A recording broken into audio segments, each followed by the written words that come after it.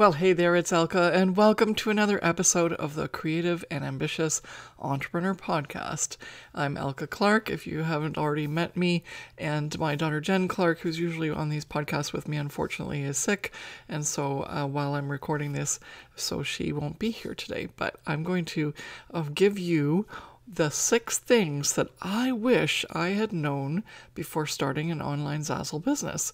And they're really important so that if you're like either you're just starting out, you'll just love this episode, but also if you've been on the Zazzle platform for a while and you're trying to make this work as your side hustle and create that cash flow monthly that you want, then some of these things might be things that you have yet to do, even though you've been on the Zazzle platform.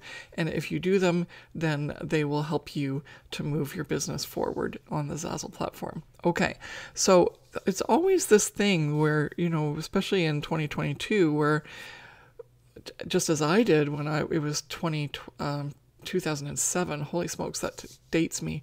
But that's when I started looking online for a business that I could use that could create me monthly cash flow passively online so that I could stay home with my kids and I'd have the time and location freedom to do a business and have the potential to create a 6-figure business that I would make 6 figures a year, because that's the job that I left and I needed to stay home with my kids so that I could be there for them. And so I was looking online in 2007 and I came across Zazzle. So maybe now this is you in 2022 coming across Zazzle. You've heard so much about, I've got to get an online business. This is the way to go. It's the way everyone's doing things and making money and getting rich and all that stuff. And true, but what business works for you? What's suited for you? And actually, that's another point I should have put in here. I'll give it to you as point number 7, is just make sure it's aligned with what you want and how you can actually make it work for you, right? Back then, I was just desperate. I had started about 30 different things that could make me passive income.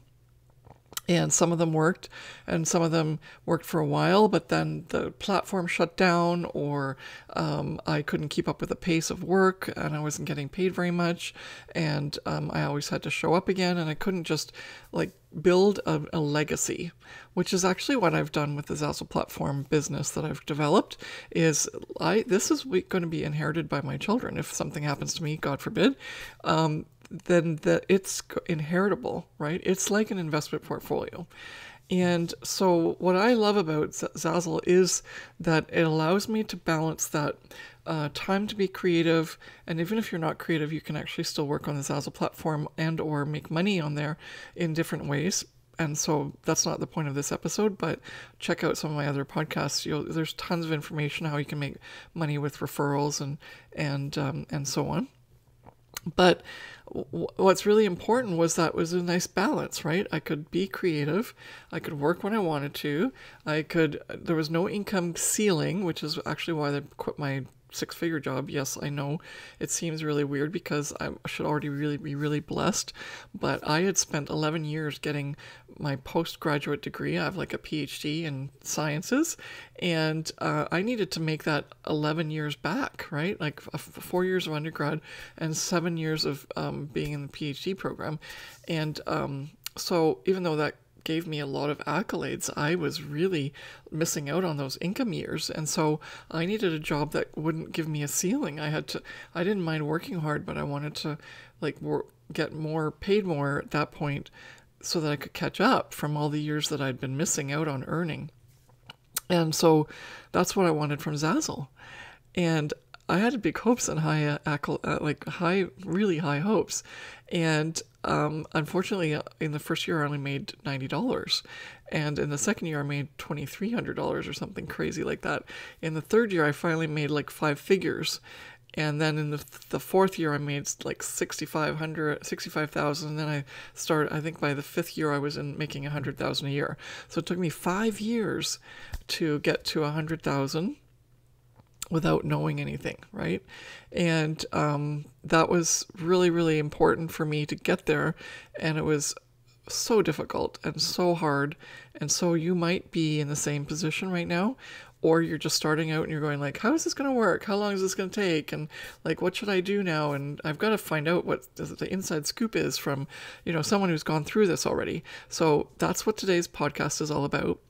And what I would say is, yes, it's long.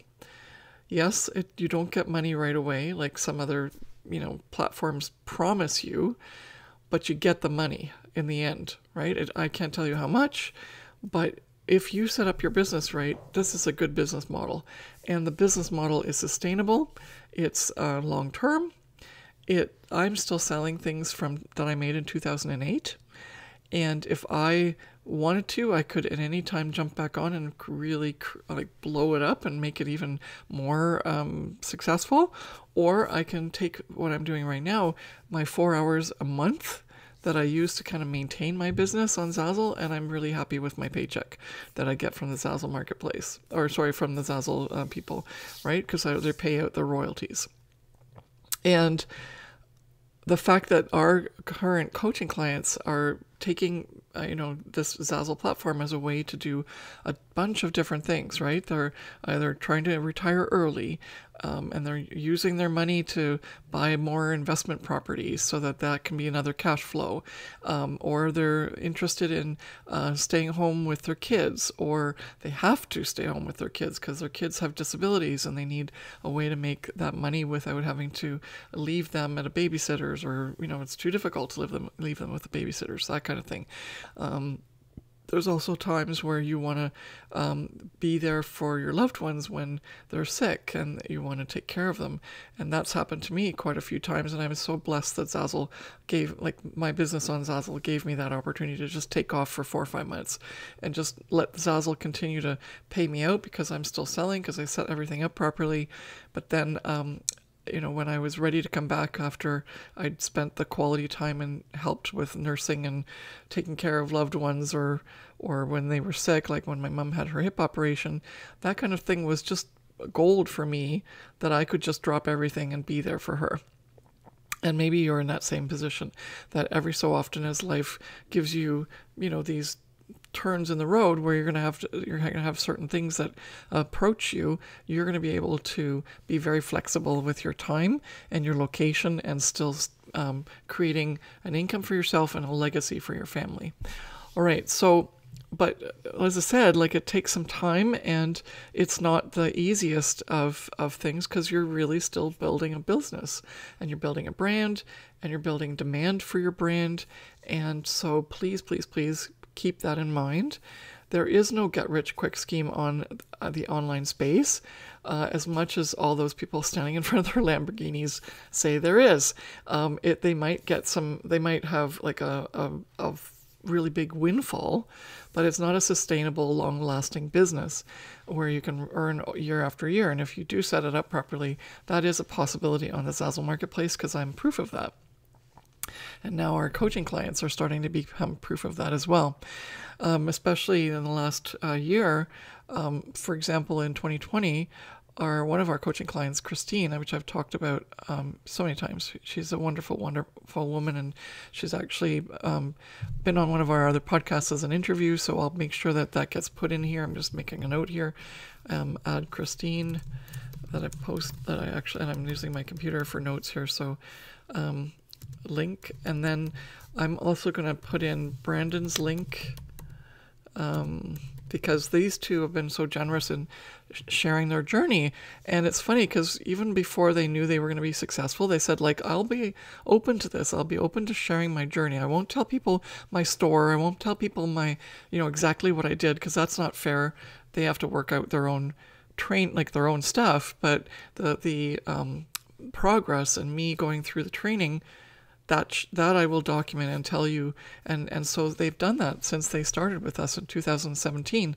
And because of that, now in 2022, we can talk about their results, and we can give you such great, testimonials and feedback and social proof that this can work for these two people. So it might work for you as well. Again, I can't make any income claim statements.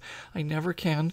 And please be aware that you have to do your own work. But they were confident already back in when they first started that they wanted to make this work. And I think that one of the things that you have to know That's one of my points here is you have to be confident. So I'm going to just like move into the points because I think I've given you enough background that, and if you're still with me right now because you haven't taken off because, you go like, oh shoot, this is not going to give me $100,000 the minute I sign up for your Profit by Design Academy.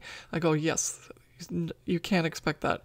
So please, this is a long-term approach to creating a successful passive income that can grow to 6 figures if you want to over time, if you do the work and put in the right steps to make it happen for you. Okay, so let's go through the points. I'm going to just quickly list them, and then I'm going to go into details, and I'll give you some real great pointers on each one, okay? So number 1, treat it like a business, not a hobby. And you wouldn't believe how hard that is for some people, or even what that means to some people. So I want to get into that. Then second point, let go of your artist ego. Open yourself up to more opportunities. That's point number 2. Point number 3, serve the customer, not your earnings goal. Number 4, set goals so that you will reach them. Number 5, have a proven plan to follow. And number 6, act as if you were already earning what you want. This is the hard one, right? And that's why I made it number 6. So I can really expand on that at the end. Okay. So let's start with number 1. Treat it like a business, not a hobby. And this is so weird because when I first started out, I thought I was treating it as a business because I'd come from a business background and everything. But I didn't come from a Zazzle and a print on demand and an e-commerce business background. And so I had to really learn what it's necessary to run a proper business as a business owner. And I also had to put routine attention on my business, right? When we have it as a hobby, we'll get to it whenever. It's fun, right? Whereas when you have it as a business, you go like, yep, it's Monday morning, crack open the computer, do the work.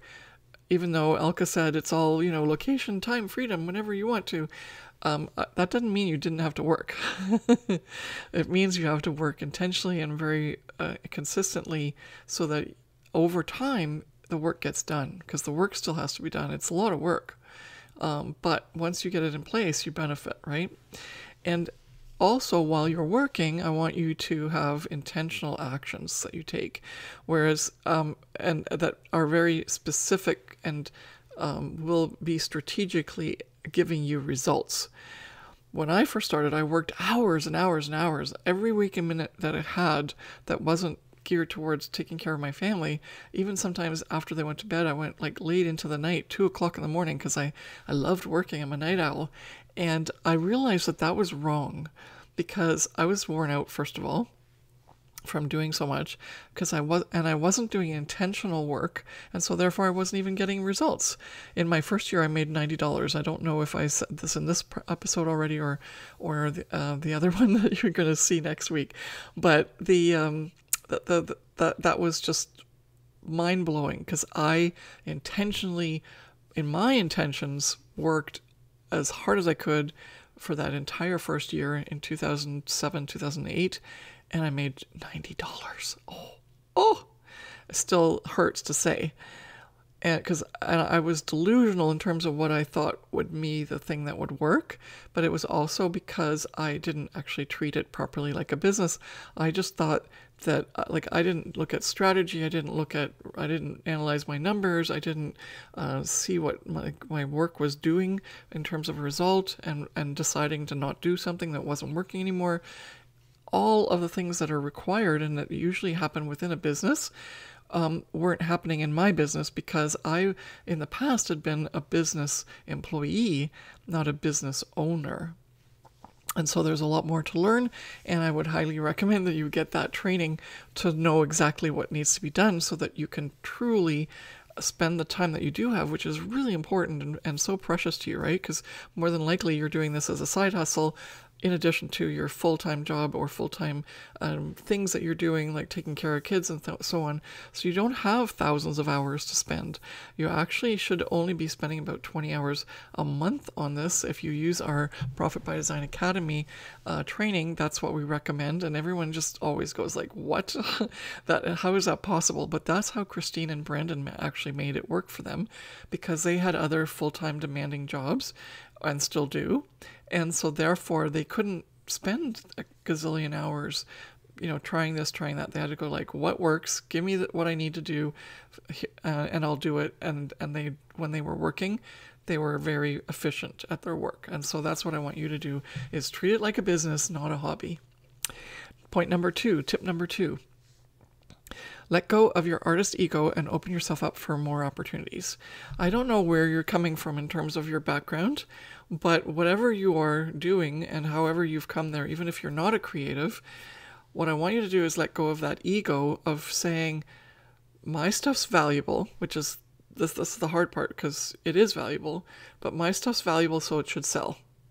Okay, so that's what you have to get. So it should sell. You have to get rid of. Yes, you're bringing something really unique and different to the table for customers to see, because that's actually what Zazzle's all about. People come to Zazzle for that.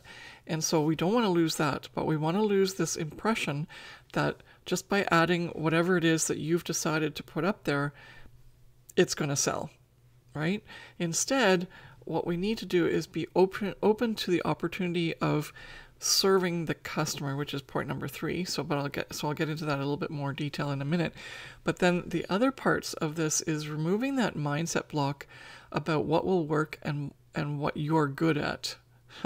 So there's 2 things here. What will work in terms of selling, because we don't have any experience selling, because otherwise we would have already been selling and we'd be teaching the training, right? Or sorry, you'd be teaching the training instead of us. But the idea here is that you don't know. And if you are trying stuff on Zazzle already and you aren't selling, then you definitely don't know. And that's the part that's so nasty, because I just insulted you, right? Like your ego is insulted. But I don't mean to. I just want you to know that it's not going to get better by doing more of the same. And even though that's a misquoted Einstein quote, it's crazy to think that, doing the same thing over and over again will give you different results. But even when we go back to the bare minimum of, I'm opening up my Zazzle store now and I'm going to put up this great stuff, all my friends around me have said that my work is great, or they love my cartoons, or they love my humor, and so I'm going to create all these text-based designs. Anything and everything that you may have heard as an external source or validation of what it is that you're good at, and that you should sell this and make money, may or may not work on the Zazzle marketplace. So that's where we have to let go of that artist ego. In some cases, yes. In other cases, no. And so what we need to do is let go of the artist ego and then open ourselves up to that platform opportunity which Zazzle presents to us, right? So we have to do some more research on what the Zazzle platform customers are buying. And then how do we marry up our creativity and our ideas and our decisions as to where we want to serve customers, and with the demand. And when we do that, that allows the opportunities to come through, and we get really excited, because then you start making more money, right? Okay, and then the other thing is, because that was part of that first piece, was remove the mindset blocks of what will work and also what you're good at. And this is the second hard part for all of us who are creatives to let go of, because, and I've had actually some real run-ins with some people because they're very determined that this is what they think will sell, and that they know what they need to do in order to sell on the marketplace, because they've been classically trained, or they've learned through their creative journey that this is what a good piece of artwork looks like, or whatever. But then on the Zazzle marketplace, it's not just all about selling art, right? It's selling a ton of different products in a ton of different niches. And so those opportunities are not going to be presented to you because you're closing those doors. And also how you even present the art on the Zazzle Marketplace could be a big mind shift for you, right? You may want to sell it as a print or as a canvas, or just on very certain pieces of, or sorry, certain products, but not others, because it won't, you don't want to diminish your art, which I totally get, totally respect. But then there's other opportunities that you're missing out on where you could be generating more income by providing, having a mindset shift in terms of what you believe that your artwork can go on, or your photography, or your graphic design, or your patterns. And that shift allows you to decide then from a business perspective rather than from an ego's perspective as to what it is that you're going to go do, proceed with for going forward in terms of how you're going to run your business, and how you're going to marry that up so that you will get the cash flow that you need from the Zazzle Marketplace. Or if you decide, well, actually Zazzle's not the right place for me, I should be on Fine Art America, right? That kind of thing. So that's part, and that happens when you let go of your artist ego, right? When you are stopped worrying about like that it has to be this way and this is the only way, then the opportunities start to flow, and you can make more business decisions rather than business decisions from the heart, and use rather your brain rather than the heart to help you, because ultimately what you want is that income and the cash flow. And if you continue to lead with the heart, unfortunately that might not happen for you. Okay. And then there's another point that I put here, which really quickly is that you have to be able to design for the Zazzle Marketplace rather than, and this is not that you are coming up, we're not teaching you how to make creative one-of-a-kind designs. We're teaching you how to put your creative one-of-a-kind designs properly on the products on the marketplace so that they will be seen, and the customer will be able to buy them easily, and that there won't be any refunds. And so those are really important things that we forget, but because if we run it as a business, which is point number one, they start to become top of mind, and you start to move away from, I know what I'm doing, I created this really amazing artwork and it should sell because I've sold the original and it's going to sell like hotcakes because now it's going to be given to more people to have an opportunity to buy it, etc., etc. And unfortunately, that doesn't always work that way. Sometimes it does, but we have to really marry those things together. And that was a big learning lesson for me, because that's how I started out as well. I still do sell my art, but it's the most interesting thing. Like, I'll sell it on things I never expected. And had I not opened my mind to that possibility of putting my artwork on other products, I would have never made those sales. And sometimes they're really nice and lucrative too. So I was like, okay, this has to be one of the things that I need to tell people who are brand new, is to leave that open for opportunity, like your mind open for opportunities. Okay, so number 3 is serve the customer, not your earnings goal. And this is, of course, the first thing that we do as entrepreneurs is we go like, I'm making this much money, and this is how much I have to sell, and I'm going to sell. And like almost the purpose of us making the money becomes the driving force as to why people should buy the products that we make, because we've made them, right? And we have to flip it around, and we have to now say, what design and product do I need to, what design do I need to put on a particular product to serve a customer so that they don't even look at prices of other people's products that are serving the same thing. They just want to go with mine. Right? And they want to sell, they want to purchase it, and and I'm going to make them happy with my design. And we forget that we're actually serving customers because it's so hands off, right? There's never an interaction physically with the customer. They may send us some messages, but those are maybe, that's maybe 1/10 of the clientele that you are going to get and have people purchase from you. And so you're not getting that access to the customer, but we are still serving them, right? We're still serving them with the use that they're using their product for. And you're serving them with them facilitating something, like maybe it's an occasion or a business card where they get a job because they gave out their card, or it's a business because they're running it, or if it's a sport, or like if they have a personalized soccer ball and that starts them loving soccer and then they turn into a professional soccer player. You don't know how you're serving that customer, but you do know that with every purchase, that serving aspect, if you've designed with that in mind, you are going to have much better a chance of being the one product and like the person the person buys from you because of what you've done with your design, because you've served that customer better than anyone else on the Zazzle marketplace. Okay, that also includes doing things like a lot of research and studying the niche that you want to serve, so you can really bring that extra to the table and offer what's like trending, what's effective for the design, and also getting your designs noticed. So keep that in mind, and it's a hard one to swallow, so I won't go into much more detail here anyway, because I've just told you the essence, but there's like examples galore about how you can do that, from anything from making your store more effectively organized so that they can see things and find things, to presenting a really great brand and persona and being accessible and answering your messages on time.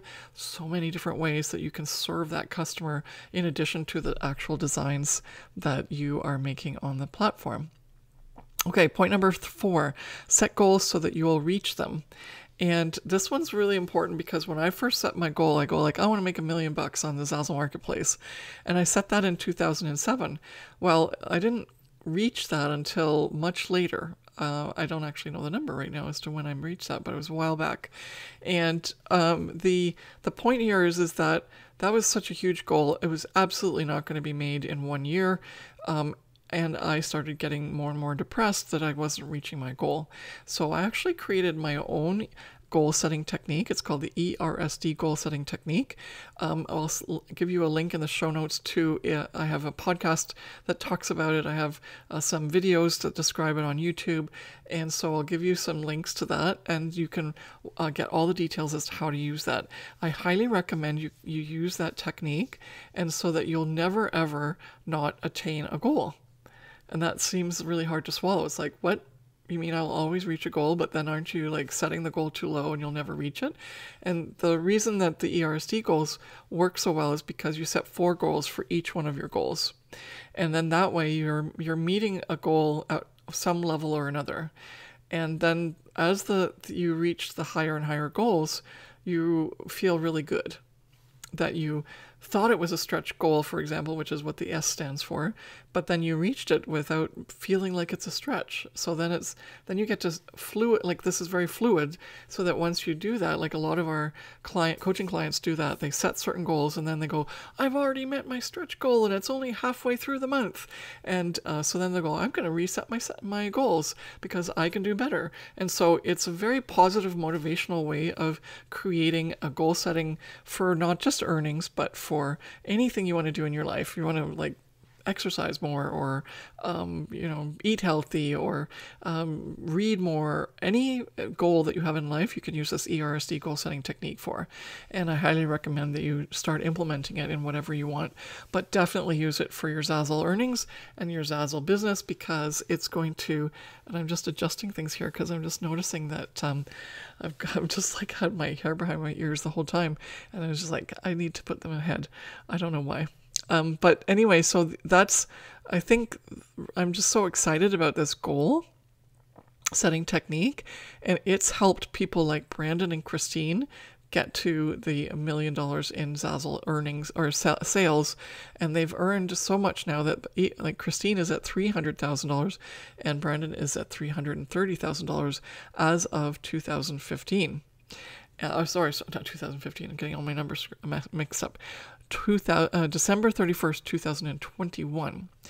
And so the fact that they've earned that, and they started out with their first ERSD goal, in Brandon's case, his first goal in the first year that he's been trained with, got our training, was I just want to pay back the training costs for the course. Back then it was a course. It's not a course anymore. It's a course and a coaching program, and you can't get them two separately. You have to be part of the coaching program. Brandon's actually one of the reasons why it's a year-long coaching program now, is just so you know, because I think, along with all of our other students, we have enough data on all the way that the clients went through our training that we now know that we need at least a year with you, but preferably you just keep staying with us, because as you grow your business, there's different questions and different things that you need to help with that you don't need when you first start out. And then it's taken Brandon and Christine a couple of years to get to that $100,000 a year mark. Obviously much quicker than what it took I to do, but that's the whole point, right? Because they got the training, and so they've sped up their journey, and so hopefully you'll speed up your journey too if you are interested in working with our team and with Jen and I in our coaching program. Okay, so the other thing that this ERSD goal-setting technique works on is the goal. You don't give up based on your own conclusions of what you're capable of, right? Like, because when Brandon first started out, he had only made $500 in a year for 5 years in a row, and he thought, okay, well, if I make $1,000, I'll be happy. He literally said that to me. It was like, okay, and because I'll double my income that I made from the year before.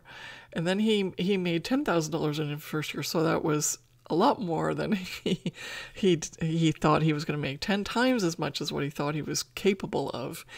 And the reason is because he didn't know yet that he didn't know what was in him. And only with the training and the 5 strategies and the step-by-step processes and the proven plan that he followed, he was more than capable of creating his own business and his own success. But he needed that help, and he needed to work with a coach that was going to give him that help. So this is why, and really we're mentors more than we are coaching, but like the people seem to interchange those. And so that's just why we call it a coaching program. But really we're mentors, because we've actually done what you want to do, and we're not just rah-rah-rahing you. We're actually able to literally sit there and go like, do this, do this, do this, and I know it'll work for you. And that's what's happened with our clients. Okay, and I think I've sort of worked through the Brandon part already, and I'll link his podcast in the show notes. And then I'm going to go on to point number 5, which is have a proven plan to follow. And I think I've covered that a lot already. I sort of started talking about the whole thing because I'm just so passionate about it, because Brandon made $2,500 in 5 years on Zazzle before he got training and coaching from us. And then in the last 4 years, he's made over $330,000 because of the training and coaching. I don't need to say anything else. Okay, and so you have to get that proven plan to follow and get the coaching so that as you're going through the pieces, you actually get the help, because when you get stuck, you stay stuck unless you ask for help, right? And also just knowing that it takes time, so you don't have any time to lose. If you start to work on your business and you just aren't making it go, and you've spent years without trying, like Brandon did for 5 years, you've lost 5 years. What if he'd gotten the training, although we didn't have it back then, but what if the training was available and he only started like now rather than 4 years ago? What would be the issue? Well, he'd be 4 or 5 years behind, and that he wouldn't have earned $330,000 in the meantime, right? So think of it about that in your case, that how fast do you want to do this? How much money do you want to lose? And I'm not kidding about that. I'm smiling a little bit, but that's what you're doing by not doing it the way it needs to be done fast enough. You're always, every single day, losing money that could have been earned, right? It's there. Someone else earned it. That person still wanted to buy that piece of something on the Zazzle marketplace, but they didn't find your product because you didn't do it. Someone else did it, and they made that money, right? It's not just because you're not making money on the Zazzle marketplace doesn't mean that Zazzle isn't making a ton of money, because they've been around since 2005 and they're still around. And so they're still selling and they're profitable. And so someone did buy that product. It just wasn't your product. And so therefore you lost out on the sale and someone else got that sale and got the commission and the royalty paid out to them. All right.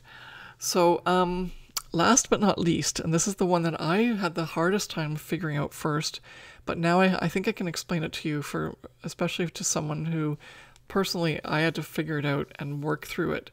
It's act as if you are already earning what you want.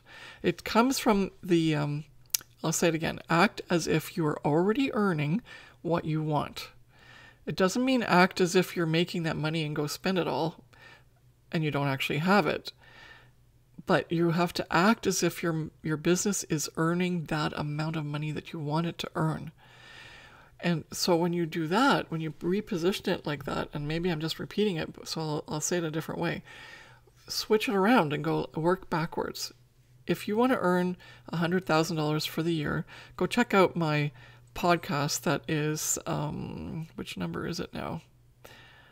Number 81 is the podcast number. I'll put it in the show notes as well.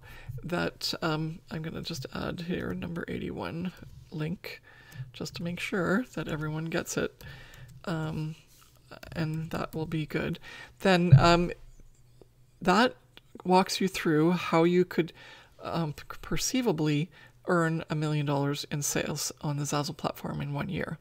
Okay, so I won't go into it here, but the key point of that was work backwards. I want to make $1 million in sales. That means if I set my royalty at 10%, I make $100,000. And so, did I say that correctly? 10% royalty, $100,000 is the earnings then from $1 million in sales. So in order to make $1 million in sales, I'd have to sell 50,000 t-shirts at $20 a piece. Okay? Or I'd have to sell 5,000 suitcases at $200 a piece. Either way, that's a ton of sales. Can I do that now in my business, or even do I have a suitcase in my product inventory for someone to buy? Do I have the t-shirt? And do I get that volume of traffic, or do I have to do more promotion, or do I have to have more inventory and different niches and so on, so that I can get more customers and have a bigger like funnel, as they call it, of people that I'm drawing in because I'm offering more products that are going to ultimately result in a royalty sale for me. And so by looking at it that way, you start to create action steps in your business that are going to help facilitate this scenario becoming possible. And that's how you can build a really good business plan. And obviously, this is just like a big overview, but that's the idea. Okay. And the second thing is you don't actually want to spend so many hours working either at the beginning. And this is the hard part for a lot of our coaching clients. As Christine and Brandon, they have full-time jobs. They can't afford to work more than 20 hours a month. And so by sticking to that 20 hours, they became very efficient at what they needed to do to get the results, to get them to their business earnings that they wanted in those 20 hours. They didn't have the luxury of spending thousands of hours at the first, 5 to 6 or months of the year, or even the first year or 2 years of consistently and continually building their store out by working so many hours. In fact, that would be considered burnout, and you wouldn't be very efficient anyway at creating those products or intentionally making them. And so all that extra work of the hours is actually not an efficient way to create that highly functioning and performing business. And so by getting the plan and also keeping a really tight hold on your hours and being very effective and efficient, you're actually not only running your business effectively for now to build it, but then you're going to be creating the precedent and the habits of you using only 20 hours a month at most to maintain your business once it's scaled to where you want it to go. And Jen and I, we barely work on our business, maybe 4 hours a month at most, and we're still making the money we want to make. And so, but if we want to create more revenue, we can build and scale it a bit more, put more hours in. But then the idea is that our lifestyle is created by that assumption that we don't want to work more than 20 hours a month at most. And so by getting into that habit, we become very clear as to what needs to be done and how effectively and quickly we can do it to create that buzz and change in our income on the Zazzle marketplace. And it works. All right, and then what's my last 2 points here? Okay, making business decisions that will create your ideal business.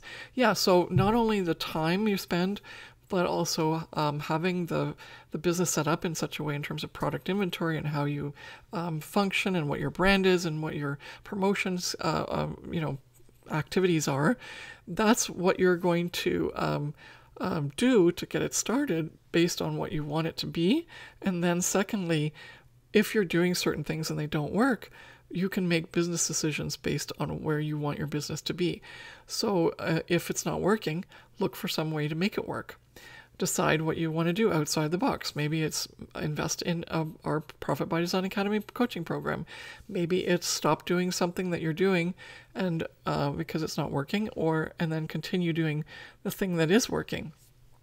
Simple as that, but it's hard to see unless you're taking your business seriously, point number one, and you're definitely letting go of your artist ego, because there must be other ways to do this, not just the way you think it has to be done, point number two, and serving your customer more so than serving your bottom line by thinking, okay, if I serve my customer, then that's my most important thing.